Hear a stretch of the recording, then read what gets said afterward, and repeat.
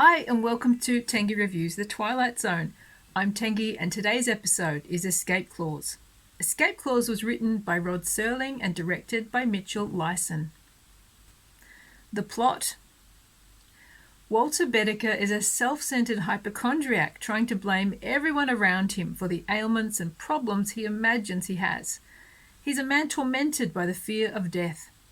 When the devil appears in his room in the form of the charming Mr. Cadwallader, a bargain is offered: Mr. Bedeker's soul in exchange for immortality and complete indestructibility. But there is an escape clause. If Mr. Bedeker gets tired of living, he can call on Mr. Cadwallader to end his extended life. Mr. Bedeker exploits the situation to make insurance claims, but it seems that getting everything he wants can't make him any less miserable than he was before. Points of interest in this story. Walter thinks he knows better than doctors, a personality type we've come to know well over the course of the pandemic. No doubt if the internet had been around back then, Walter would have been doing his own research on YouTube and blaming conspiracy theories for all the things that are wrong with his life.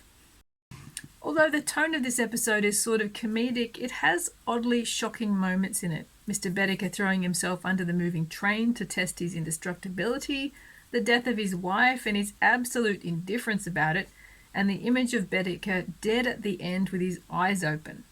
For something that seemed comedic, it takes us to some extremely dark places. Now, the tone of this episode is unusual, and as much as there are interesting ideas in it, I don't know if the tone entirely works here, at least for me. And I hate to say this because I love and admire Rod Serling so much. I'm sure you know I don't want to come down critically on any Twilight Zone episode, but at the same time, there are so many in so many different styles that it's inevitable there'll be some I don't like as much, and I think this is just one of those. I'm sure everyone has some they love and some they don't love. It may be just a matter of personal taste that makes this one harder for me to like, to connect with, but these are the areas I think where the problems with this story may lie. Mr. Bedeker is so deeply unsympathetic as a main character. He starts off as a malicious, toxic, psychological vampire who seems to feed off making everyone around him miserable and torturing them, especially his wife.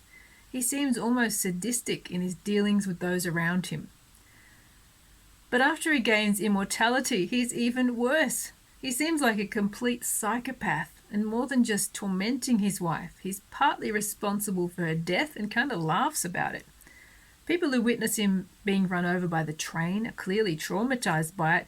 He doesn't even register that they are there. All he's focused on is the insurance payout he can get. As a character, as a personality type, I find him too disturbing to be funny. Virginia Christine plays her character in a very naturalistic way. She's playing the drama of this situation, and for her character, this is a horrific situation, so it doesn't really play as a black comedy, and it's not really a drama in the way we would expect. I think this one sits uneasily in its own Twilight Zone between fantasy, black comedy, and serious drama, and this does make it harder for the viewer to engage with it, or at least it does for me. There's a sense of uncertainty here in terms of where this sits and how we are meant to respond to it. I was sort of expecting this one to be more light in tone, but it just keeps getting darker and more horrifying as it goes along. Mr. Bedeker doesn't learn anything from his experience. He's utterly self-absorbed before he sells his soul. He's even more so after. There's no moment of self-realization or lesson learned, and I think that can be a bit more unsatisfying to watch, even if it's well played, and even if the basic premise is an intriguing one. Would it have been more interesting if Bedeker gained some insight or empathy during his extended life? I suspect it might have been, but he doesn't, and we have to wonder, what was the point of it all? I wish I had more nice things to say about this story. In some ways it is like a darkly inverted version of One for the Angels, but it lacks the charm and whimsy that made that episode so memorable and endearing, and that is largely due to the nature of its main character. I'm not saying this episode is bad by any means. An average Twilight Zone is still more interesting than most shows are on their best day. But for me, this story tries something, and there's nothing at all wrong with trying something, but it doesn't really stick the landing. I will always applaud the attempt to do something interesting and different though, even if the end result is not a total success. The cast and crew. Mitchell Leisen had previously directed the wonderful 16mm Shrine episode of Twilight Zone. David Wayne had a huge career in theatre, film and television. He was the first actor to win a Tony Award and one of the first members of the Actors Studio. He appeared in 4 films with Marilyn Monroe and also played the Mad Hatter in Batman. Thomas Gomez, who played Mr. Cadwallader, was the first Spanish-American actor to be nominated for an Academy Award. Virginia Christine had a very interesting career in film, theatre and TV, including roles in Invasion of the Body Snatchers and The Mummy's Curse. But she's best known for her 21-year stint in Folgers coffee commercials. She was also married to Fritz Feld, a name you might not know, but you would probably know him from his trademark ability to make that popping noise with his mouth.